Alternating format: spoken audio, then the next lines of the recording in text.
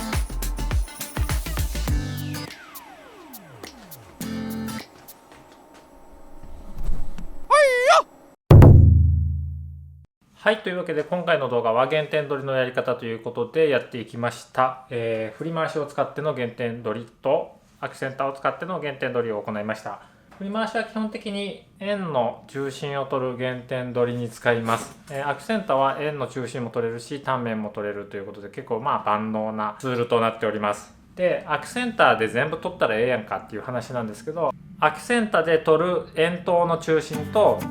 こういう振り回しで取る円筒の中心だと振り回しの方が精度が高い減点取りができるということに一応なっております。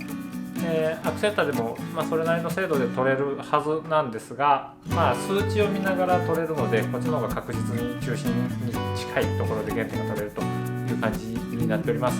である程度の減点が取れればいいという感じであればアクセンターで十分、精度を出したいというところで減点を取りたいのであればこういう振り回しを使うという使い分けが必要になってきます。減点取りっていうのもいろんな方法があるんですが、今回はこういった振り回しとアクセンターでやりました。今後の動画で実際に加工しながら、応用編的なものも取り入れていきたいなと思いますので、チャンネル登録の方どうぞよろしくお願いします。というわけで今回の動画は以上になります。ご視聴ありがとうございました。